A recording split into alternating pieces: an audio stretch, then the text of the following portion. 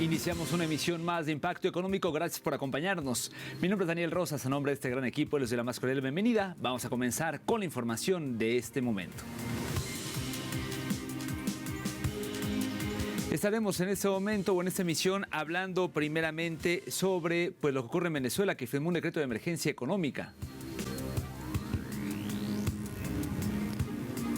Estaremos platicando también en contexto que El Salvador y las políticas de Nayib Bukele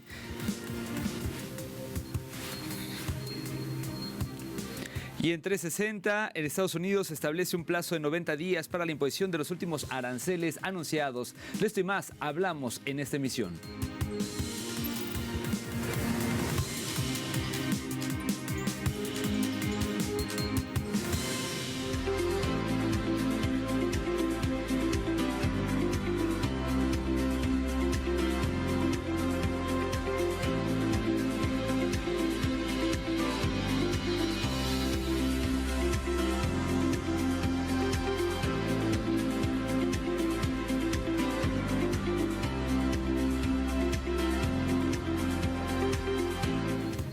Vamos a comenzar con la información que nos acompaña. Hoy abrimos en Venezuela porque el presidente Nicolás Maduro firmó el decreto de emergencia económica, con lo que aspira a contrarrestar los efectos de los aranceles que el gobierno de Estados Unidos impuso al mundo entero.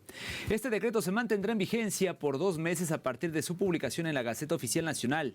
Dicho decreto dictamina regulaciones como suspender el cobro de tributos, la exención de tributos, establecer mecanismos para combatir la evasión fiscal y porcentajes de compra obligatoria de producción nacional o la suspensión de importaciones. El mandatario nacional recalcó durante su alocución que apela a las facultades constitucionales que le da el decreto para proteger a todos los sectores. Así lo dijo. En base al diálogo nacional, en base al esfuerzo nacional, voy a proceder, como lo anuncié ayer, a firmar el decreto por el cual, ante las circunstancias internacionales y el impacto de la guerra comercial y económica contra el mundo y contra Venezuela, contra todo nuestro continente, yo apelo a las facultades constitucionales que me da el decreto de emergencia económica para proteger integralmente todos los sectores productivos y garantizar equilibrio, armonía, capacidad de resistencia y recuperación frente a las circunstancias que se presentan en el mundo. Procedo hoy, 8 de abril, a firmar, señora vicepresidenta, el decreto de emergencia económico que me faculta por 2 meses a obrar, actuar y accionar distintas modalidades de políticas públicas para defender la economía nacional, protegerla y avanzar.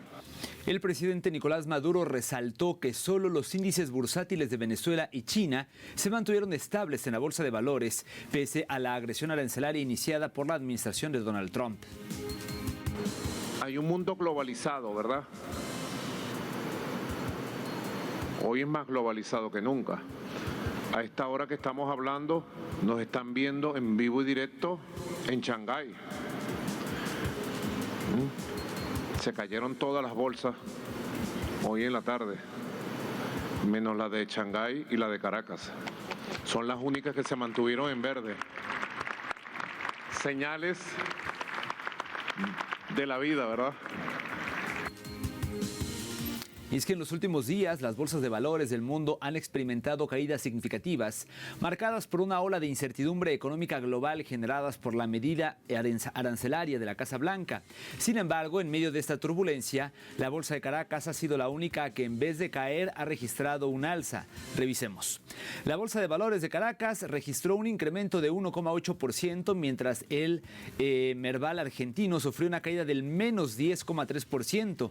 Por su parte, Sao Paulo cayó menos 2,91%, Santiago de Chile retrocedió 1,8% y Bogotá registró menos 3%. Sin duda, en Estados Unidos el panorama también fue muy desalentador, pues el Dow Jones Industrial Average se desplomó en 984 puntos, reflejando el pánico generado por la medida de Donald Trump.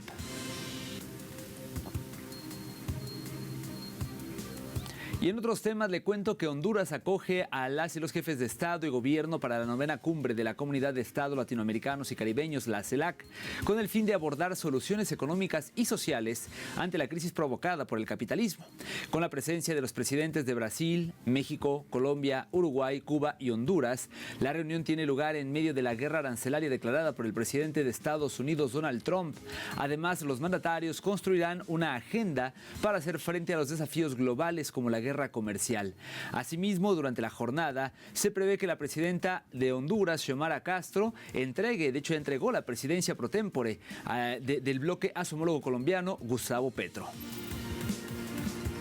Durante la jornada, los participantes abordaron temas clave para la región, como los desafíos que se enfrentan a nivel global en la actualidad, entre ellos la guerra arancelaria impulsada por el presidente de Estados Unidos, Donald Trump, y que afecta a las economías mundiales. La anfitriona de esta cita, la presidenta Xiomara Castro, destacó la necesidad de la región de construir un futuro juntos frente a las nuevas realidades globales. Señores presidentes, presidenta, no podemos seguir caminando separados cuando el mundo se reorganiza sin nosotros. Pero tampoco podemos unirnos repitiendo las recetas del fracaso. El modelo neoliberal promovido por el consenso de Washington en los años 90, depredador y excluyente, ha vaciado nuestras economías, endeudado nuestros países, concentrando el capital en pocas manos y privatizando los servicios públicos, concentrando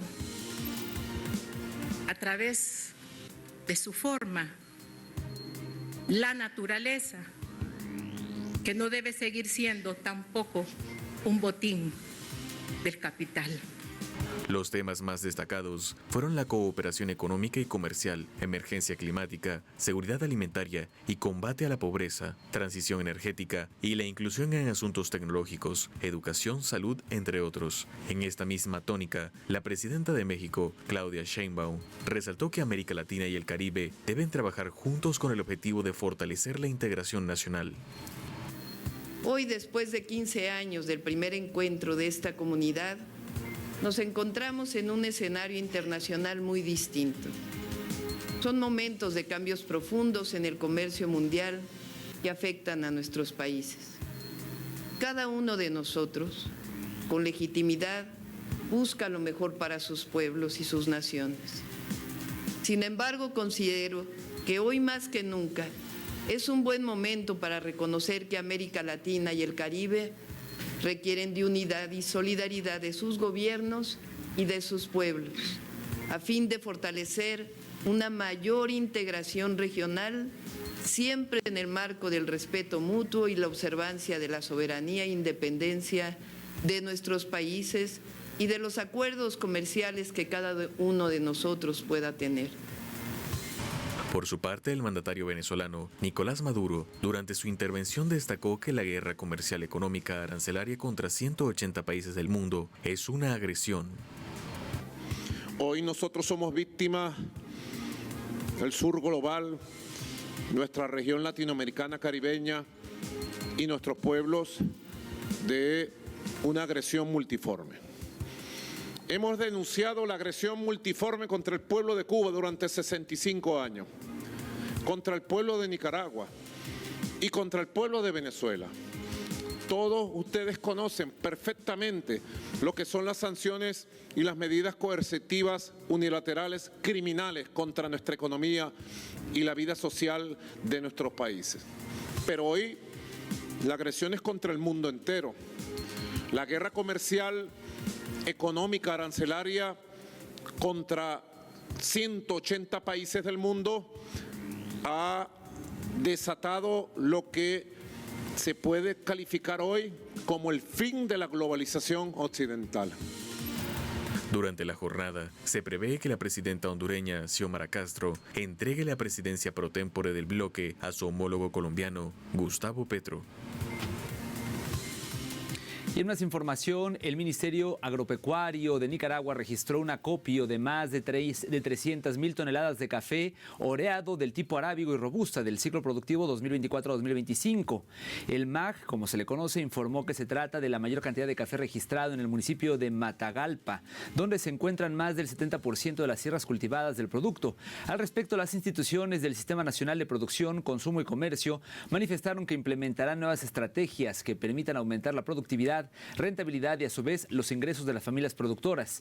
La cosecha en Nicaragua inicia en noviembre y culmina en marzo. Genera alrededor de 500.000 empleos directos e indirectos y el gobierno afirma que impacta de forma positiva los sectores del comercio, transporte, servicios y economía. Y en Bolivia, miles de mujeres que tienen como medio de vida un pequeño emprendimiento mejoran su economía con la dotación gratuita de máquinas proporcionadas por un programa conjunto de cooperación internacional y el gobierno del país. Nos cuenta los detalles nuestro corresponsal Freddy Morales desde La Paz. Daría encontró en la producción de ropa deportiva para niños una forma de sustento diario y ahora es beneficiaria de un programa que ayuda a mujeres como ella, con máquinas que pueden aumentar la producción. Con la maquinaria que me va a dar, voy a producir más y voy a gastar menos tela. Lola produce abrigos de hilo. Tengo una máquina sencilla que es la delgada, pero ahora con esta máquina que he pedido es para lana gruesa. Voy a poder hacer abrigos, chompas gruesas. Son mujeres emprendedoras. Esperanza produce helados y Cindy calzados para varones y damas. Yo tengo una sucursal que está ahí en mi casa, pero no quisiera cerrar, esto es mi sustento y así que esto me va a ayudar a abrir otra. Entre las 6 mujeres producimos en la semana. Antes usualmente producíamos, sin mentirle, como unas 3 docenas semanal. Ahora con la incrementación y la mejora de la maquinaria que nos ha dado la oportunidad de mejorar Coica y ONU Mujeres, ha producido como el doble, como 8 a 10 docenas. Empezaron con esfuerzo propio un rubro de producción y ahora forman parte de un programa estatal y de la cooperación internacional como ONU Mujeres y la coreana Coica, que les dan maquinarias para aumentar su producción e ingresos. Más de 300 mujeres que recibieron maquinarias, equipamientos. Y también los cursos, más de 3.000 mujeres y personas recibieron capacitación. El programa no solo dona máquinas, también capacita en todos los rubros empresariales y en el propio mantenimiento de los equipos. Algo más de $7.300.000 que se traduce en maquinaria, en equipos y en asistencia técnica, porque no las vamos a abandonar a las hermanas, no les vamos a dar la máquina, arreglate hermana, no. Y el presidente Luis Arce recordó que la otra fase del proceso, para cerrar el círculo virtuoso, es fomentar el mercado interno, comprarles lo que producen. Compremos nuestra producción. Estamos dando empleo a nuestras hermanas, a nuestros primos, a nuestros familiares, a nuestros amigos. Y no nos vamos a quejar después de que no hay empleo. Si seguimos comprando productos extranjeros, estamos dando empleo a los extranjeros y no a las bolivianas y los bolivianos. Este proyecto en sus primeros 2 años facilitó maquinaria a 337 unidades productivas a cargo de mujeres y capacitó en técnicas empresariales, de emprendimientos, producción y comercialización a más de 2.000 mujeres. Las participantes afirman que es exitoso en su primera fase, que abarca apenas 6 ciudades de los departamentos de La Paz y Santa Cruz. Freddy Morales, Telesur, Bolivia. Vamos a hacer una primera pausa y al regreso en contexto abordaremos cómo Nayib Bukele castiga al pueblo de El Salvador con crisis alimentaria, eliminación de empleos y también la ampliación de la deuda pública. Los detalles cuando regresemos.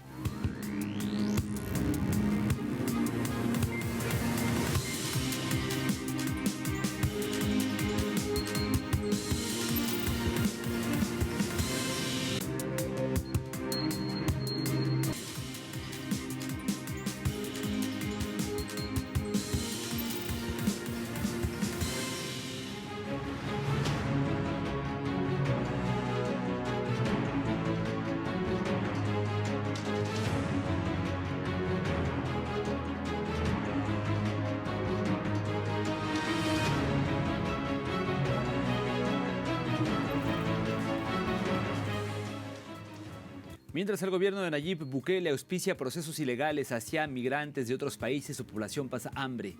Más de 800.000 salvadoreños requieren de ayuda alimentaria, denuncian organizaciones sociales del país centroamericano. Y a continuación le ampliamos detalles. La Mesa por la Soberanía Alimentaria, integrada por 20 organizaciones de El Salvador, informó que más de 800.000 ciudadanos necesitarán ayuda alimentaria este año y alertó que la cifra podría subir hasta más de 1 millón. El grupo tomó en cuenta previsiones de la Oficina para la Coordinación de Asuntos Humanitarios que indican que la situación implica un mayor porcentaje de la población que tendrá dificultades para conseguir suficientes alimentos, que a su vez sean nutritivos, lo que demuestra que la crisis alimentaria persiste en El Salvador de Bukele. Según la ONU, el 52% de la población enfrenta estrés alimentario. En el mismo orden de ideas, la FAO incluyó a El Salvador entre los países a monitorear por riesgos de hambre. Además, la situación económica del país sigue siendo compleja. En 2024, El Salvador fue la economía con menor crecimiento en Centroamérica por 5º año consecutivo, registrando un déficit comercial de más de 8.000 millones de dólares. El Salvador registró en el mes de febrero la tercera alza del precio consecutiva de la canasta básica alimentaria, según información revelada por la Oficina Nacional de Estadísticas y Censos. Así pues, la canasta básica alimentaria tuvo este incremento tanto para la zona urbana como para la rural principalmente, con alzas en el costo de los frijoles, tortillas, carnes, verduras, frutas, y esto fue lo que precisó la entidad. En la zona urbana creció el precio hasta $247,60 dólares, más que los 246,64 de enero. Asimismo, la canasta básica rural se incrementó en 1,07 dólares, luego de pasar de 179,96 en enero a 181,04 en febrero, para registrar también 3 meses consecutivos de aumento. Según la ONEC, pese a las alzas, la canasta básica alimentaria en la zona urbana es 9,2 dólares más barata en comparación con febrero de 2024, mientras que la rural disminuyó su costo en 4,1 dólares. A lo antes mencionado se le suma la ampliación de la deuda pública tras el acuerdo alcanzado con el Fondo Monetario Internacional y otros organismos financieros internacionales, donde expertos aseguran que esa deuda la terminarán pagando la clase trabajadora y el pueblo salvadoreño. En junio de 2024, la deuda pública de El Salvador alcanzó más de 30.000 millones de dólares. Según datos del Banco Central, más de 10.365 millones de dólares de deuda al Fondo de Pensiones viene saqueando el gobierno y dejando sin capacidad a la Seguridad Social. En solo 10 meses de 2024, tomó de esta reserva 1.922 millones de dólares. Pero los planes del gobierno no representan ni un alivio parcial a la carga histórica de crisis, ni al endeudamiento sobre las y los trabajadores.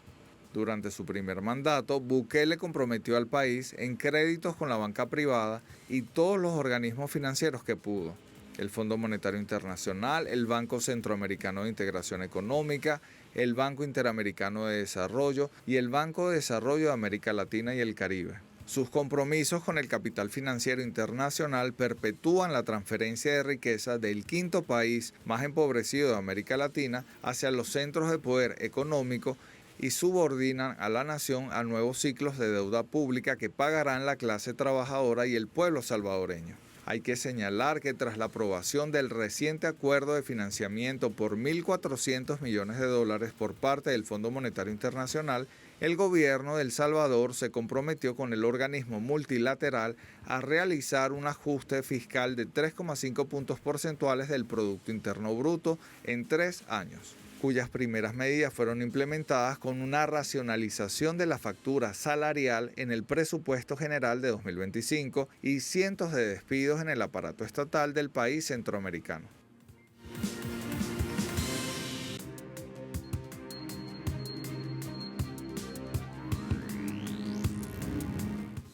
El gobierno de Estados Unidos pausa aranceles por 90 días y exceptúa a China, a quien le subió 125%.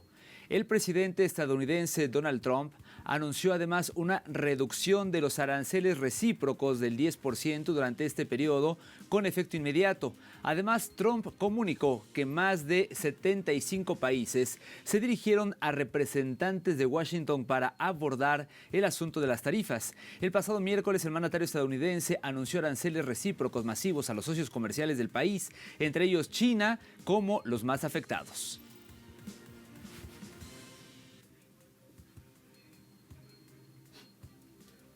Y en este contexto, China denunció a Estados Unidos ante la Organización Mundial de Comercio y acusa a Donald Trump de actuar de forma unilateral y coercitiva. Tras el anuncio del nuevo sistema de aranceles impuesto desde Washington, el gigante asiático emitió una denuncia formal ante el organismo.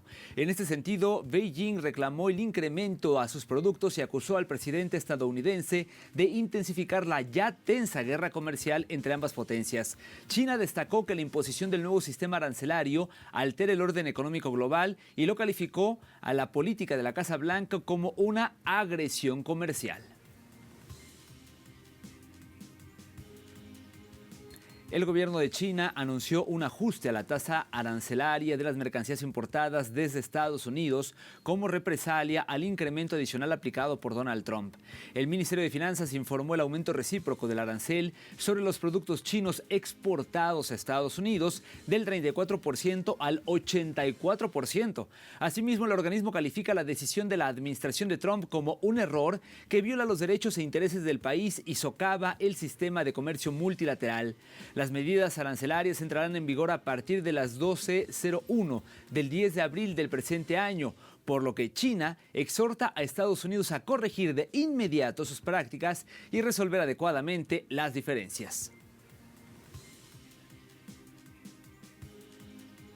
¿Qué dijo el presidente de Estados Unidos? Bueno, pues Donald Trump anuncia nuevos aranceles a importaciones farmacéuticas con la excusa de incentivar la producción nacional en el marco de una serie de medidas arancelarias que ha implementado en contra de diversas industrias. Ahora el mandatario estadounidense busca motivar a las compañías farmacéuticas extranjeras a trasladar sus operaciones a Estados Unidos.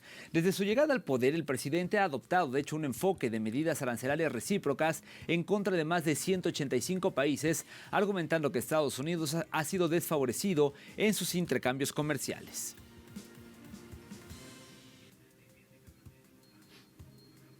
Y en China, el primer ministro Li Qiang sostuvo conversaciones con la presidenta de la Unión Europea para evaluar la cooperación comercial y la estabilidad de los mercados mundiales tras el abuso arancelario impuesto por Donald Trump.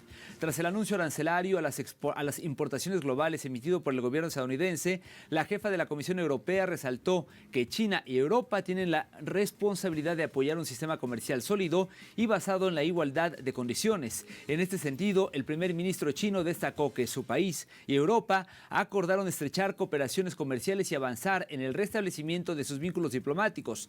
Ambas partes coincidieron en la importancia de defender el sistema multilateral de comercio liderado por la Organización Mundial de Comercio y promover así relaciones económicas estables.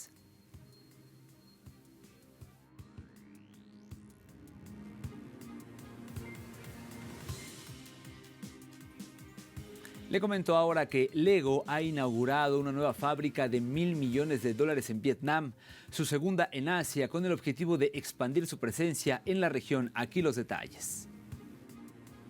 Esta nueva fábrica, ubicada en Binh Duong, empleará a más de 4.000 personas y funcionará con energía 100% renovable para 2026. Actualmente, la empresa Lego cuenta con 6 fábricas en todo el mundo, incluidas en Europa, México y China. Pese a que Vietnam es un destino atractivo para la inversión, las empresas que exportan a Estados Unidos enfrentan un alto arancel del 46%. Sin embargo, la fábrica de Vietnam no exportará a Estados Unidos, sino que producirá para mercados en Asia, incluyendo Australia, Japón, Corea del Sur, India y el propio Vietnam.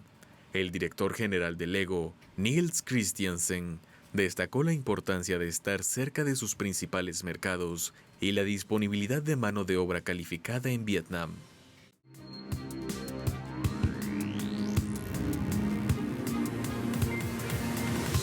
Momento de revisar cómo se encuentran los precios del petróleo. El intermedio de Texas, el WTI, marcó un precio de $61.31 con una alza de $2.21. El barril del Brent de referencia en Europa se ubicó en $64.74, también un incremento de $1.96, mientras que el crudo promediado por la OPEP marcó un precio de $66.25, en este caso con una caída de $4.60.